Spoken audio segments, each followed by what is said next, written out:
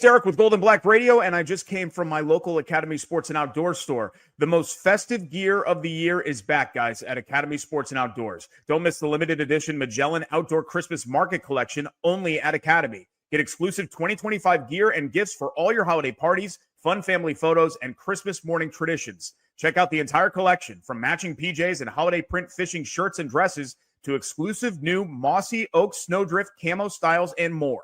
Shop in-store or at academy.com. Need it fast? Get same-day delivery powered by DoorDash. Let your holiday fun begin with Magellan Outdoors Christmas Market Collection only at Academy. Nothing like Derek Schultz to lead off the show, as he does with our partners at Academy Sports, but also our partners at acrepro.com. We appreciate them as well. Brian Neubert will join me shortly. We'll talk Purdue basketball, take your chatted questions as well. We want to thank AcrePro. When it comes to land sales, it pays to have experts in your corner. AcrePro Midwest Farm Group are your local farmland specialists with decades of experience in Indiana agriculture. No one knows the market better. Whether you're doing a 1031 exchange or simply buying and selling farmland, your local AcrePro agent will walk the land with you and ensure the deal is done right. Visit acrepro.com or call Kyle Spray and Company at 765-775-6502. That number again, 765-775-6502. All right, we'll bring Brian Neubert on to talk. We both had we were both up in Monticello for a little dinner this evening and had a gorgeous ride. We saw the Indiana farmland on the way back, and a beautiful moon.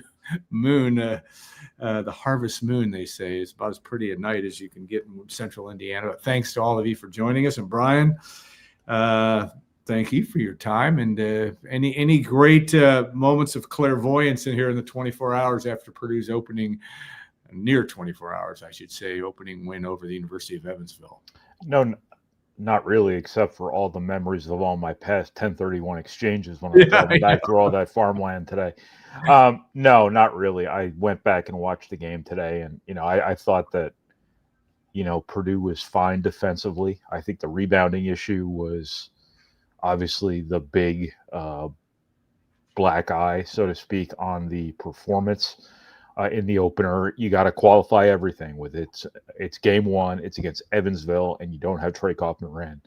But I thought that, Purdue, from a defensive perspective, I don't know if they're going to be a great defensive team this year. I don't think they need to be. I think they can be a much better defensive team. But I think Purdue, through a couple exhibitions and one regular season game, has forced people to shoot a lot of threes, a lot of tough threes. And I think when you give Purdue its choice between a team jacking a bunch of threes or getting in the lane and breaking you down and making you scramble all around, hey, that rhymes. Yeah. I think Purdue will take the threes all day long. Now, that exposes you to that random outlier hot shooting night every now and then, but the teams that are playing early in the season here, in terms of these low major programs, aren't going to be capable of really doing that to the point where they can beat you. So I think when you look at the rebounding part of it, this is a long answer to a short question. Yeah. What else is new? I think that when you're forcing a lot of threes, you're getting a lot of long rebounds. And I think that, Purdue's been having some less than ideal rebounding lineups out there at times. And I think they're doing a good enough job defensively, forcing the sorts of shots they're willing to live with. They just got to rebound them. They just got to keep bodies on people, and they got to get those long ones. But I think at the rim, the areas where Purdue should be fixed from last season, I don't think Oscar Clough and Daniel Jacobson are the problem. And when Trey Kaufman-Renn comes back, I think you'll have a pretty formidable front line on the interior. Get bodies on people, run down the ball. I think that's, if Purdue can do that and keep forcing the same kinds of shots that they've been forcing, I think they're in a pretty decent spot here. Now, Alabama is a different animal. Yeah. So you don't really want to be giving Alabama a ton of threes. But in terms of some of these opponents they've played thus far, I think they're doing okay.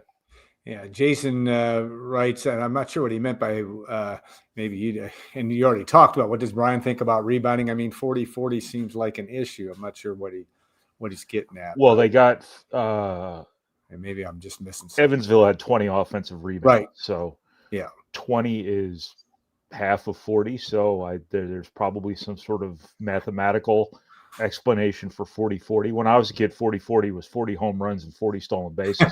Right, me too. I think Jose Canseco was the guy who broke that glass ceiling. But I assume, let me see here. Okay, so Purdue had 40 rebounds. Evansville had 40 rebounds. There we go. We cracked the case. It was even on the glass, yes. Yeah, okay. Let me see here. Obviously, we talked about Evansville having all those offensive rebounds. I think forcing them into tough threes was a big part of that. That's kind of half win, half loss there. I think, when Evansville shoots 28%, there's a lot of rebounds there for Purdue to get. There's a lot of offensive rebounds for them to get. There's an imbalance there. I don't think it's that big a deal. I think, you're playing with lineups that aren't your best rebounding lineups. You're playing with lineups that aren't going to be your mainstay lineups all season long. Trey Kaufman-Renn, when he comes back, he's not going to be a double-double guy every game, but he's going to get 6-7 rebounds for you, and he's going to get a couple putbacks a game, I think, just off of Oscar Clough's blast radius. I think you saw a lot of moments last season, if you're watching closely, where Oscar Clough is just blowing up the area around the basket and creating havoc. And that's where, like, Mason Gillis would always sneak in next to Zach Edey, grab a putback or two. And I think Trey Kaufman-Renn can benefit from the same sort of dynamic now when people are wrestling with Oscar Clough or flailing desperately to reach as high as Daniel Jacobson. So I wouldn't overreact quite yet to their rebounding. Has it been a strength? No. Can it be a strength down the line? I think it can be. I think it'll be good enough. It'll be exponentially better than last season. And Purdue will be good enough at it to get in transition offense more. And you've seen what they can do in transition offense thus far. I think Purdue's problem last year is fixed. It might not be fixed to the point where you go from weakness to dominance, but I think it's fixed to the point you go from weakness to more than good enough. Yeah. You look at this, and there's been, and by the way, Alabama will play St. John's on Saturday to get a noon tip at St. John's before they play Purdue at home. They travel. I assume that game is in the Garden, New York City, against Rick Pitino's team, but then they'll play Purdue on the 5th. The Crimson Tide ranked 15th early on. Going to be a huge test for Purdue a week from Thursday. Of course, Purdue's next test Friday night against Oakland, and that game will be 7 p.m. in the Mackey Arena the night before Purdue Ohio State. So it should be a pretty lively crowd. But it's interesting on that front. What do you, and you talked about this in your rap video and your drive home both. I listened to them both this morning, but on the whole notion of the blessing of getting Jack Benner some playing time as well, and as well as he played. And yet, I know there's been some hot takes about, well, Purdue looks so much better with spacing because, whatever. But Trey Kaufman-Renn's going to play, and Purdue will figure out a way to maximize both him and then the two inside guys, one would think. But just talk about Jack Benner's play and what you've seen. Well, people think that spacing means shooting threes. It's not the only form of spacing there is. I think when Trey Kaufman-Renn's in the lineup, I think there's going to be some high-low possibilities. That space. I think you're going to have opportunities for Trey Kaufman-Renn to catch the ball out farther on the wing, back people down, really scan the floor. That stretches out a defense even more, which allows people to cut to the rim with a little bit more freedom of movement. Things like that. There's going to be more offensive rebounding opportunities when there's more spacing between the guy shooting and the rebounder at the basket. I think Purdue's ball screen offense is going to be a little bit different now with a viable 5-man diving underneath the 4-man going in the short roll, and I'm just pointing all over the place here. we need to have a telestrator here. We're going to get that technology next year. Once Trey Kaufman-Renn's in the lineup, we'll have a lot to diagnose in terms of the spacing of it all. It doesn't necessarily mean, Trey Kaufman-Renn having to shoot jumpers, having to shoot threes. It means him being able to turn and drive from the wing, which he can do really well. He showed that against Kentucky and Indy in the exhibitions. Kentucky was so bold as to double team him 18 feet from the basket on the wing, like he was Carmelo Anthony at one point. And I just think the spacing will work itself out. It's not like you're going to have. It's not like this is the first time they've ever done this. They're not going to have Trey Kaufman posting up in the lane with Oscar Clough standing right next to him. They're going to figure it out. Purdue's really good with manipulating defenses, using a lot of movement, a lot of sacrificial cuts and things like that to move the defense around and create that very space that they then weaponize. So shooting is part of spacing, and Purdue will have great spacing via shooting when Jack Benner is out there, especially now that he has kind of shown people what he can do. I think that's part of it. Part of the benefit of getting him experience in this first game wasn't just getting him experience, but was showing opponents what they now have to worry about when he's in the game. He'll shoot from 30 feet. He can dribble. He can pass.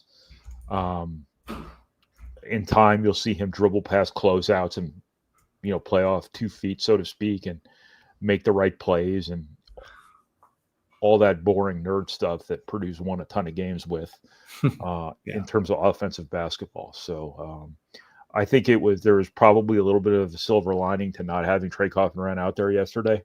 If he's not there again on Friday against Oakland, then it'll be more of the same.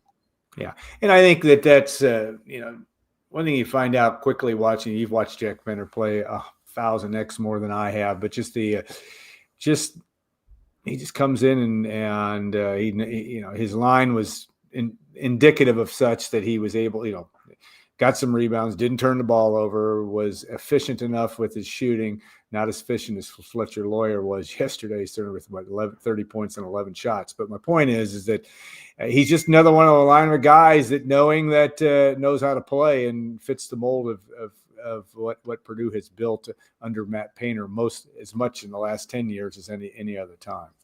Yeah, basketball IQ goes a long way at Purdue. It's part of the reason that this has been one of the best offensive programs in college basketball the past 10 years, is guys knowing how to play, knowing how to pass, knowing how to dribble, knowing how to shoot, obviously, knowing how to use angles, knowing how to feed the post, moving the basketball, making good decisions, makes for good offense. And Purdue is committed to that sort of guy. As I said, Purdue's won a lot of games with Jack Benners over the years, and he's going to be a big part of their future, the same way like Dakota Mathias, Ryan Klein,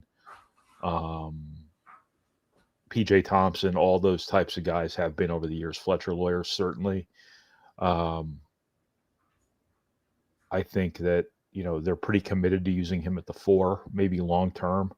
And I think that can get them back to their ideal template where you got four guys who can handle the basketball, 4 guys who can shoot. And I think they're going to find a lot of good ways to use Jack Benner here in the future. What jumps out yesterday too is like the energy he played with, the physicality he played with, and you don't expect that from a guy who was a guard in high school, who only basically moved to the 4 because they didn't have a 4 this summer. I think Purdue saw a potential 4-man in him when they signed him. But I think it got accelerated by the fact that you didn't have anyone at that position this summer, when all those guys who were coming in to play center weren't here yet, or they were off doing something else. Raleigh Burgess was hurt, things like that. But also just his shooting. Like, young guys typically don't shoot well. And there is causation to that, because they're thinking. They're figuring out where the hell their feet are at all times. They're figuring out where their hands are. They don't know where the ball's coming from. They don't know what spot they need to be in. So they're thinking about all that stuff. You don't know how Braden Smith's getting you the ball. It could be coming from anywhere. You're just not ready. You're not ready to shoot. And you've seen it time and again. Guys from high school sometimes aren't used to being open. And when you're the 5th guy here, when you were the first guy in high school, and you're getting double teamed everywhere, you're not used to being open. And that sounds stupid, but it's true. I mean, look at Fletcher Lawyer's freshman year. That's really hard to say. Fletcher Lawyer's freshman year, how many open threes he had compared to how many open threes he ever had in high school. He's just not used to that kind of shot. And, but that's what comes with the jump from high school to college. But, yesterday, Jack Benner just being ready to shoot and making shots and knowing where to be. The redshirt year helps him, obviously, but being a coach's kid and just being a natural basketball thinker and a confident guy, a very quietly confident guy, much like Braden Smith and Fletcher Lawyer, really helped him and really showed up last night. Yeah. Jason asked here, and I'll throw it up on the screen. I don't even remember this yesterday. Were there clock issues at the end of the half? Something happened. I didn't. There was it was on an Oscar Clough. Wasn't it like an Oscar Clough putback that they thought was a goaltend, but wasn't a goaltend or something? Oh, that's right. And they took it off. Yes. Yeah, that was strange. Passed out there for a few seconds. I never really quite understood what was going on. Strange deal to kind of like say, well, no goaltending. Yeah, I didn't fully grasp that either, what that was. And will the clock issues ever be resolved? It typically works, but I understand that there's some problems sometimes. Well, I'm not exactly sure. I don't want to talk out of school here, but I know the officials have some sort of connection to the clock. They do. They can stop it. Yeah, right, they do. Right. Yeah, and it may have been on them. It's not necessarily the guy on the sideline all the time doing it. It's the referee has a little button on his belt or whatever it is where he hits it and the clock, it overrides the clock or something and stops it. So I believe that's correct. I don't want to say anything about what happened without having any idea what happened, but it could be a lot of different places. There was that thing a couple of years ago with the Maryland game where it was the ref who stopped the clock, wasn't it? Right. And then he didn't fess up to the Big Ten, and I can't remember what the exact thing was, but it was Purdue got thrown under the bus for it, and it was, I'm sure, not appreciated over there. Yeah, Fletcher Lawyer, again, we mentioned 30 points and 11 shots. Just, I don't know if it's too early to say he's at another level, but he certainly is passing. You saw him in person against Kentucky, so I'm not, I can't comment on that. But just the fact that he just seems to be, I mean, he's a senior and he's been terrific, and he's been one of the most efficient and accurate three-point shooters, not only in Purdue history, but a Big Ten history. But talk about just his play and what you're seeing out of him. That maybe has he raised his game a little bit? Is it maybe a little early to tell? But what are you seeing from him? Obviously, last night a career high 30 points. Yesterday was what you've seen from him. Like I at some point in time, people have to give this kid credit. Yeah, I wish they would. It's I know. Okay.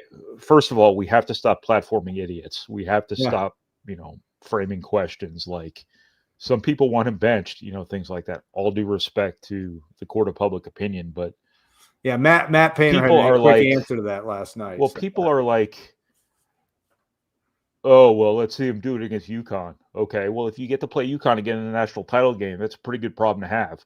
But, okay, let's talk about Arizona. Let's talk about Gonzaga. Let's talk about Duke. Let's talk about Michigan. Let's talk about Michigan State. Let's talk about Illinois.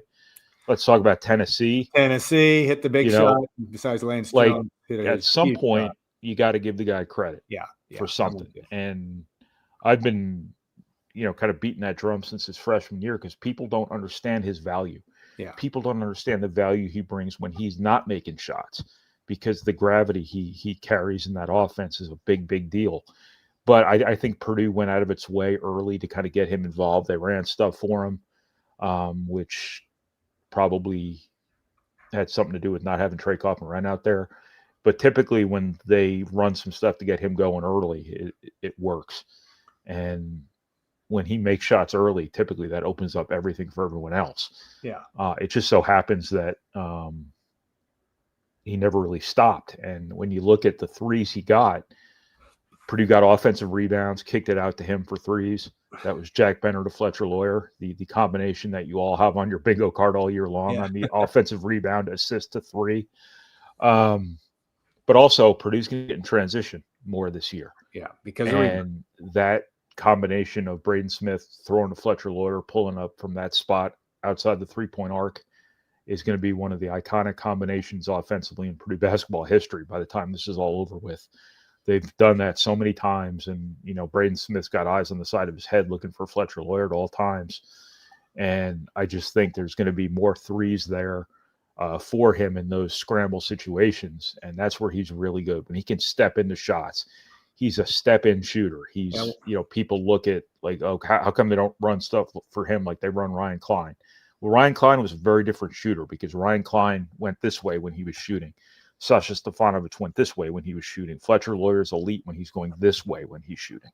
Yeah. I don't know if that makes any sense or not, but it is a difference. But no, Fletcher Lawyer's a great player. He's a great shooter. He's a great offensive basketball player. He's a great offensive thinker. He's a great passer. He's a great ball mover. He's unselfish. He's a guy who could be doing this a lot more at other places, but he has not really forced the issue. He doesn't take bad shots. Yeah. And people who think, oh, he needs to take twice as many shots because he would have had 60 if he did. It doesn't really work that way because when you're only taking the best shots possible, you're going to be way more efficient on them. When you're just taking shots to take shots, they're not going to go in at the same rate. So Fletcher Lawyer is doing everything right. At some point, people need to get over the UConn game and give him some credit because he's one of the great offensive players this program has seen in the modern era. Yeah.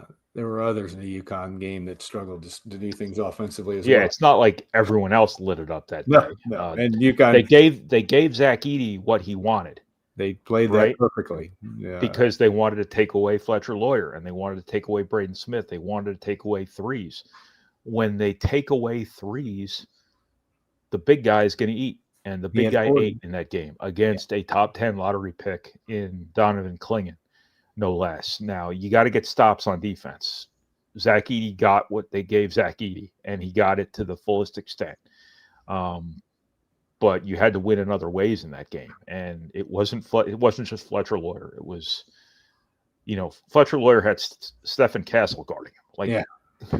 Who's really good. Yeah, Tristan Newton. I think you can give him a pass on that one. Yeah. But people still, it's just that game with Fletcher Lawyer and the optics, the skinny white kid who looks like your paper boy. It's people can't get over the superficial sometimes, but it's just they got to give him credit for something at some point. And I think that one game against Evansville is not going to change everything, but it was a reminder of just what this guy is. Yeah. Yeah, it's going to be fun to watch him this year. Yes, interestingly, on the numbers last night, Braden Smith, 11 assists, only 6 points, only 9 shots. Just talk about his play, and I know you had a good piece in number crunching this week on some of the projected numbers, but also your general prognostications of what Smith's numbers may be this year, and he may be every bit he likely will be every bit the All-American that he was last year, maybe the National Player of the Year. But numbers will change just because the dynamics of this basketball team have changed. But how do you see that? Yeah, well, he's going to want those assists. Yeah, I think he's always an assist-first guy in general. But I think with that record on the line, it would astonish me if that doesn't come into play in his mind at some point. It should. It's too big a deal not to. But he can't change the way he plays because of it. The scoring is what opens all of that stuff up, not just for him, but for Purdue's entire team. That's what really unlocked them when Braden Smith was a sophomore and Zach Edey was a senior, was that pull-up jumper and him looking for it opened everything else up. And I thought he did a good job yesterday, striking a balance between looking for those assists, but also looking for his shot and putting pressure on defenses. And I think he's going to lose out on some assists this year because Trey Kaufman-Moran's going to be passing off that role. Sometimes it's going to be more hockey assists for Braden Smith in that way. I agree. But last year, Purdue was a black hole finishing at the rim with anybody other than Trey Kaufman-Moran. And I think now with Oscar Clough and Daniel Jacobson, probably two guys who are going to shoot 75% around the basket on their uncontested layups and dunks. I know that doesn't sound like much, but it was a challenge for Purdue last year. I think that's going to get Braden Smith more assists. I think transition is going to be a huge deal for him this year. You've seen Purdue really, really turning its eyes up the floor every time it gets a rebound through these first three competitions. Purdue is starting to remind me of a classic Tom Izzo Michigan State team, where you get the rebound and you go. Yeah. And I think that Braden Smith's really going to benefit from that. That's going to boost his assist total. So I think the assists he loses out on from the pick and roll stuff just being a layover to the guy he's passing to gets more than made up for by the rim efficiency and the transition stuff that's going to come his way this year. It was really kind of, I keep calling it basketball tragedy, but the fact Purdue couldn't get in transition last year when you have a player like Braden Smith is just a horrible waste of a elite asset. And I think now it's going to be very different because Purdue's going to be out in the open floor quite a bit. To quote Brian's, to delve into number crunching from earlier this week on goldenblack.com, this was his 24th double-digit assist games. And really to put that into perspective, and of course, that's the 14th since Zach Edey has departed. But I think the thing that was interesting in your number crunching, there have only been 49 other 10-plus assist games ever at Purdue. Yeah. And the last one prior to Smith came by Dakota Mathias in 2017. And only Mathias and Lewis Jackson had two each hit that number in games. So that is just what's astounding about that. And we talked about the Bobby Hurley 1,076 career assists, Braden Smith 319 behind prior to last night. Now, of course, down to 308. He needs to average, what did you say? I'm looking back down at the score, but he's going to have to average, if he plays 37 games, average 8.7 per game to catch Hurley. So it's possible, and it would help if Purdue can play 40 games, 32 games in the regular season. 32. I guess the max they could play is 38, right? Because 32 games. Max, but the minimum is like 32. Right. 32, right. Correct. 32 yeah. Regular season. Now that's first round exit in the Big Ten tournament. That's first round exit in the NCAA tournament. Both. Yeah. Well, that would put them at least. Unlikely. That's right. No, I'm sorry. You're right. They could get to 40. 34 would be the minimum games they could play because they're going to play 32 in the regular season. That's right. So I was told there'd be no math, but I'm working on that from that standpoint. Okay, you look at obviously this non-conference schedule, which is interesting. I saw the addition of Tennessee next, a home and home with Tennessee.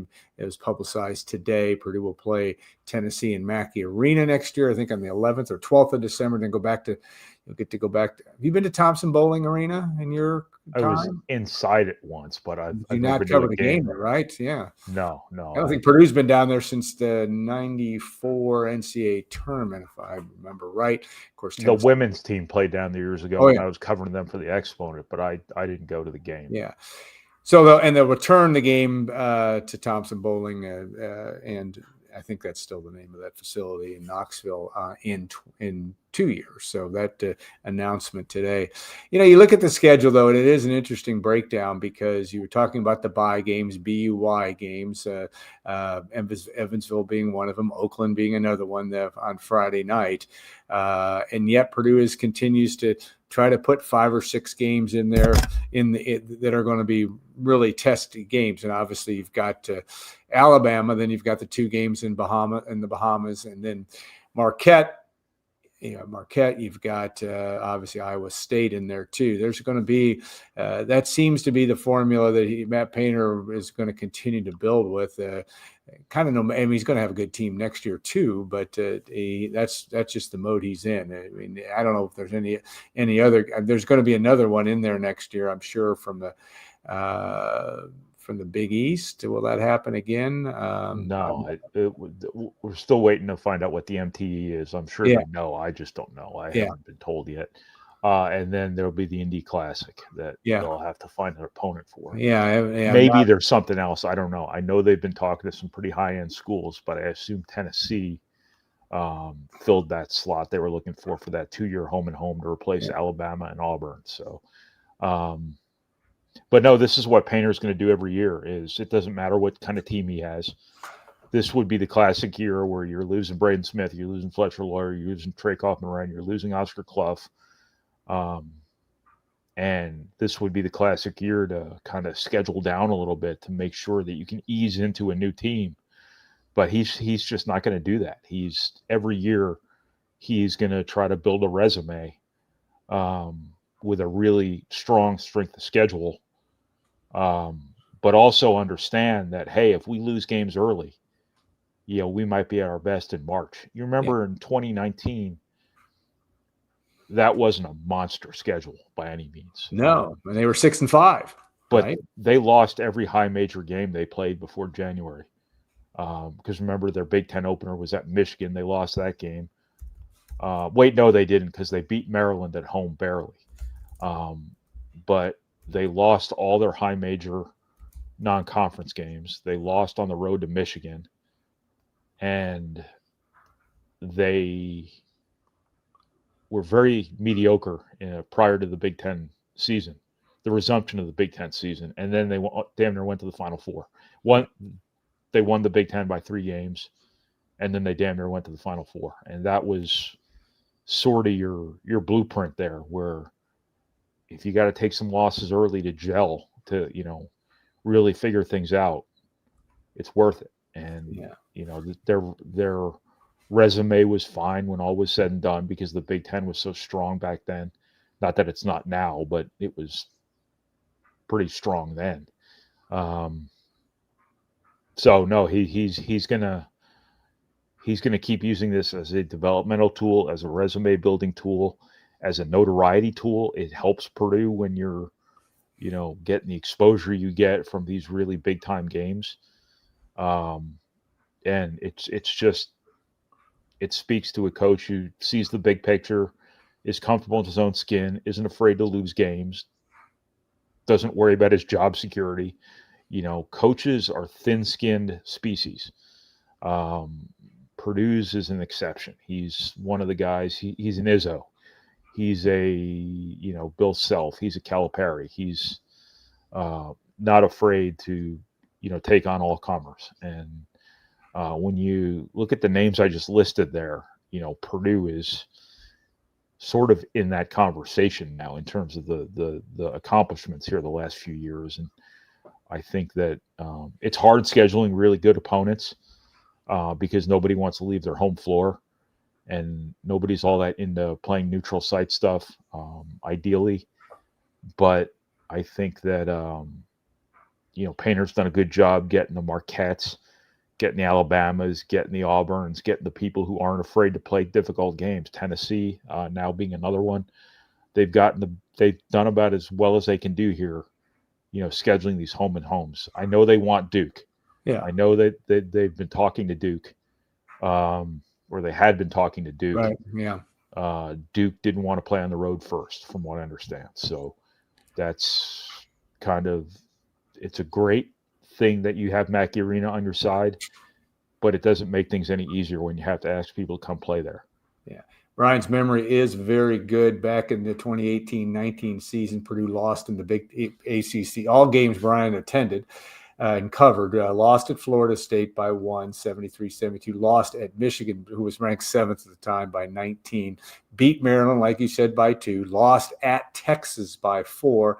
And then got beaten by Notre Dame in the Crossroads by 8 before heading to beating Ohio relatively easily at home. Of course, Ohio not being a high major, but yes, they were 6-5 at that time. I do remember leaving Gamebridge Fieldhouse, wondering, that was the game that Travion Williams came in at the very end, right? Yeah, played very well and got busy.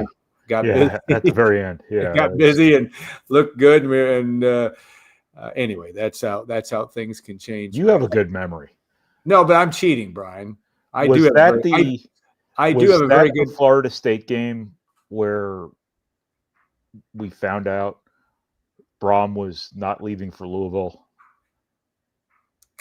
and I almost drove off the road when yes, because I had to call our guy to cover it. Yep. Yes, I think that's right. And I do have a memory for that. I remember things back in the 60s, 70s, and 80s. I'm cheating like heck here as I'm looking on the.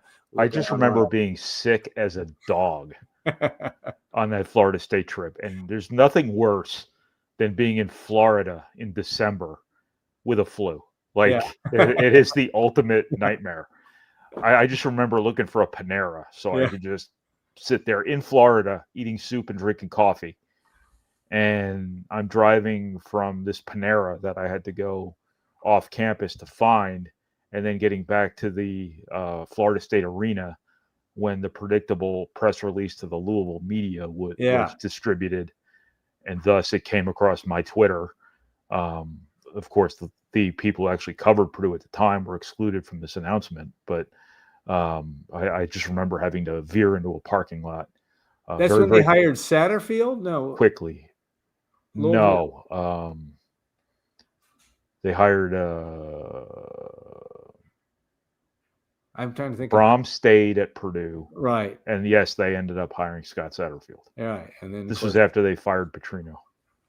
And all I remember that is being at the I think you were there as well at the post-game press conference at the Big Ten championship game when Purdue lost to Michigan in football. And that was before, that was the morning before Satterfield got the job at Cincinnati. And I just remember thinking that the Jeff Brom and company were kind of stuck at Purdue, but they weren't for very much longer as that changed. And of course, Satterfield left for Cincinnati somehow, some way, and Jeff Brom went to Louisville. So the rest is history. They knew what was coming at Purdue too. They saw that roster coming in behind those stars. Yeah. They were eager to get out. They needed out. And they wanted out bad, and that's why they were so depressed. I thought they hit a home run right there. Yeah. Yeah, no question. All right, one fun question is without you can always word this as your favorite player to cover or one of your favorite players to cover. I'll answer the question first. Growing up as a Purdue fan, because I grew up here, it was hard for me to not love Rick Mount in those days because that was grade school for me, and Herman Gilliam and those guys, and probably some of my favorite people to be around. In my years of just being around Purdue basketball, certainly Rob Hummel. Rob Hummel would be at the top of the list, but there have been many, and that's been kind of the beauty of this program. I'm not going to ask you who your favorite players, but with some of the more maybe off the wall guy that you really liked. I know you have a close relationship with Rob Hummel as well still to this day, but in terms of guys that were just extra good, extra interesting or fun to cover from your times of covering Purdue all these years. Yeah, it's not my job to be guys' friend, but I enjoy more dealing with the guys you can have adult conversations right. with. The PJ Thompsons, the Dakota Mathiases, the Vince Edwards for me anyway. Fletcher Lawyer. I can go on and on. Is Lawyer extra introspective, or just from your perspective of just talking? You've obviously he's just a normal guy, and he's smart, and you can talk basketball with him, and talk NBA with him, have actual meaningful exchanges with him as a fellow human being. I think that's what the unfortunate part about where media is going. I think there are so many walls put up now. Purdue is different, and I'm very fortunate, not to be too deferential to my beat here, but I'm very fortunate that this is not one of those places that keeps us in a pen, outside the arena and brings the players to us so that they don't, get the media stink on them, or they don't have to, actually acknowledge that we're people too. You actually interact with the people that you cover here at Purdue because they're very transparent. Yeah, they're very accommodating, and they're normal people, from coaches to staff to the people they recruit. They're normal people, and I cover them in recruiting, so I kind of get to know them and the people around them before they get to Purdue. So sometimes there's a pre-existing relationship there that probably works to my benefit at times. Maybe not. I don't know. I don't really try to leverage it. But you can have human conversations with a lot of these guys. Whereas basketball players, what people don't realize is these dudes grow up in bubbles. They grow up in the American basketball machine, which is about, okay, this shoe company grabs you at this age. They push you to this team, which then pushes you to this team, which then pushes you to this prep school, which this pushes you to this college. There's agents along the way. There's AAU coaches along the way, most of whom I get along with very well. High school coaches along the way who are oftentimes just as full of crap as anybody else. But they have people around them all the time and people doing stuff for them. And they just don't live the same life normal kids do. And, sometimes it comes off that way where they're just not functional people yet at an age where many of us, not all of us, but most of us are functional people. But Purdue recruits functional people. It's part of why they're good. It's part of why they're easy to deal with. It's part of why this is a much less annoying beat to cover than most of my peers deal with, because all of our interactions aren't behind microphones and podiums, and it's not formal, and it's human interaction. It's not, word from up on high from behind a microphone, where nobody is themselves behind a microphone. When there's a TV camera on you, when there's a microphone in front of you, nobody is the way they normally are. And that's why I've always, relished the open locker rooms at the NCAA tournament, because you can actually have real conversations with people and not, rehearsed, anxious, tell us what you're supposed to tell us and not what you really think type of interactions. It is just a very liberating media environment at the NCAA tournament, and Big Ten tournament, where there's open locker rooms like there is in the NBA. So I don't know if that was a weird tangent to take that on. No, I know that's actually how I know how you feel about that. And having known you all these years, that's an honest appraisal of it. They are easy to be around, and I'm not around them near as much as you are, but they're conscientious, considerate people, the rank and file, to say the least. All right, one last question for tonight. It has not been asked. We talked about Antoine West. We have not talked about Antoine West. Of course, Matt Painter said in post-game last night that he, is going to take, we're going to let it sit in it for a while with his status as a redshirt. How do you feel looking at him going forward, and what do you think is going to happen? I mean, it seems to me they're not hedging their bets, but giving Antoine time.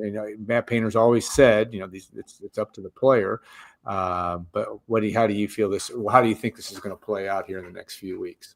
Yeah, normally when they do the runway thing, it's an indication that there was some hesitancy or uncertainty on the player's part. Yeah. Which I totally get. I mean, like, what people understand is this makes sense in the big picture from the outside. But when you're the player involved, if you weren't a competitive person who didn't think that they could beat out the guy in front of them, you wouldn't be at this level. Yeah. Because that's what makes a lot of these guys good. And all they've ever known in their lives is playing, and playing well, and playing a lot. And it is a lot to put in front of somebody at that age, especially. We all have perspectives from the outside based on years and years and years of observing this stuff. Coaches have perspectives based on years and years and years of dealing with these sorts of situations. Players like Sasha Stefanovic and Trey Kaufman-Renn can probably speak to the benefits better than anyone else can. But it is a lot for a guy to digest. And when I've been writing about Antoine West redshirting forever, and I'm always, a little bit conflicted about that, because I don't want, players to find out from me that this is on the table, but it's my job. So that's just kind of one of the ways in which media coverage can sort of inject itself into the process. But it's been an obvious thing. Yeah. For a long time, because CJ Cox and Jakari Harris are really good. Yeah. And they're both going to play a lot. And they're just, on paper, doesn't seem like a lot of daylight to minutes. And this team is in a situation where I don't know if you got time with these stakes to play through inevitable freshman mistakes, which, again, is another really alliterative sentence I just threw together there on a whim. But no, it's a lot to ask of a guy. And normally when Painter does the whole, well, we're going to give him some time thing, it means there was some initial skepticism there. That was the case with Aaron Wheeler, whose family wanted more reason to believe that this would actually help Aaron Wheeler. Camden Heide was the same way. I think Camden Heide was a little bit, how should I put this? I think there was a certain pride to him that he felt was, being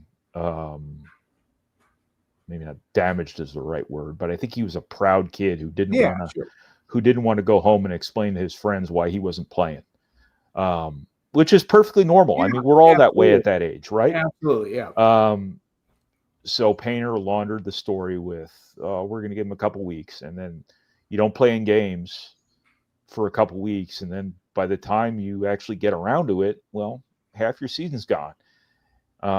But ultimately, you have to make the decision. Antoine West has to make the decision. Do I want to play 5 minutes a game on a great team, or do I want to have 4 great years at a great program? And I think what people don't understand too, sometimes easy to overlook, is they think when somebody's redshirting, they're not part of the team. They are on the scout team. Yeah, they can play. And it is their job to bust people's asses in practice. Yeah. And that is the best way to contribute to a team that you wouldn't be playing very, very many minutes on, in my opinion. You look at the value of scout teams over the years. The reason they want to redshirt Sam King, let's talk. I want you to talk because they want him back because he's so valuable to the program from a leadership perspective, from a scout team perspective. On their Final Four team, they loved Chase Martin and Carson Barrett. Yeah. Carson Barrett was the most no-brainer GA pick ever. Yeah. They loved those guys, and they credited those guys with really, giving it to that team in practice and really pushing them every day to get to where they got. Right. And, you have Antoine West on your scout team this year. You have Raleigh Burgess on your scout team. Pretty good. Along with Sam King, who is a guy who could be playing at a lot of places. Aaron Fine could be playing at a lot of places. And I'm not saying high major programs. I'm saying Aaron Fine could be playing at low major programs. Made a slick move last night. Yeah. Late. Well, that's a damn good scout team. Yeah. And that stuff's important. It's really important. And again, the reason you want Sam King back is because of how important that stuff is.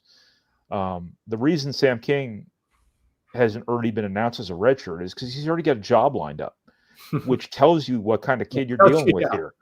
He's going to his last year in college. He's already got his job. Yeah. And he Wasn't has that to figure that out before he can commit to coming back to Purdue next year. But Purdue wants him back. Hell, he might be able to play for Purdue next year for all we know. They're losing Oscar Clough. They're losing Liam Murphy. He's 6'9", 230. He's got a body for it. Pretty good player too. Yeah. I mean, look at what's forged him. I mean, this is the guy who in practice was there to get squashed by Zach Edey and get squashed by Trey Kaufman-Wren. Sure, Trey Kaufman-Wren. Yeah. Now he's got to guard Oscar Clough. Now he's got to guard Daniel Jacobson. I mean, that's better than anything you're going to see in games. So what's to say he can't go in there and steal you a couple minutes a game next year in a revamped front court? I don't know. Yeah, nothing at all. So going to be interesting to see how that goes. All right, you're done for the evening. We appreciate it's always it's entertaining for me. I enjoy listening to you and talk Purdue basketball. There are worse things you can do on a Wednesday evening. Well, what people don't realize is I just sit here all day talking, and you may as well just you don't write anymore. You may as well just record it. I mean, well, we're going to get full transcription ability before long, but we will. If you missed part of this, we will put this up obviously on our podcast platform also. And when Brian, way back on the show, when Brian was motioning, he was saying Klein and Matthias were more horizontal players, side right? to side. Side to side. Stefanovic and Klein. So, yeah. and Carson Edwards, to a certain extent, were more side-to-side shooters. Jacob Weber is going to be that way. Lawyer is more of a step-in guy. P.J. Thompson was a step-in guy. Dakota Mathias was kind of 50-50. Yeah. There is a difference. There is a difference. Kendall Stevens was a step-in guy all the way. That's what I was kind of getting at. Yeah, and so therefore that's your PDF guide for the podcast. So we'll have that for you. All right, Brian, have a good rest of your evening. Thanks so much, and we will run our thank yous here as well as Brian. And watch for Brian's work. Obviously, Purdue plays Oakland on Friday. He'll have Boiling Over tomorrow on the site. He does still write for a living, as do his colleagues at goldenblack.com with Dub Jellison and Tom Dienhart. And we'll have our football preview show prior to the Ohio State game on Friday.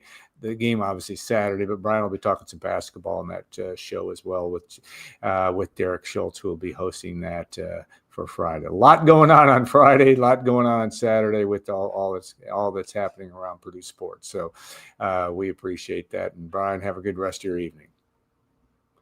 All right, I didn't even give him a chance to say goodbye, but hey, Brian's always great to be on, and we appreciate it. I want to thank acrepro.com, and of course you can visit acrepro.com or call 765-775-6502 and talk to Kyle Spray and your local land expert.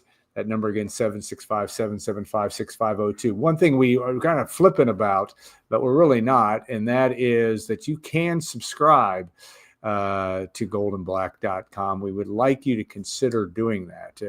It's really it's been in business for 36 years, and Brian Neubert and as I mentioned, Tom and Dub do a great job of bringing Purdue sports to life. Goldenblack.com. There's some specials there as well. Don't forget also to hit the like and subscribe button, and of course you can leave a positive review. And on your favorite podcast platform, as you said, leave a 5-star review and comment. And don't forget to enable alerts as we upload new content literally about every day. And while you're at it, like I said, subscribe to goldenblack.com, and that special is at checkout. Use promo code PU1 at checkout when purchasing a monthly subscription and get 2 months for just $1. So we appreciate that as well.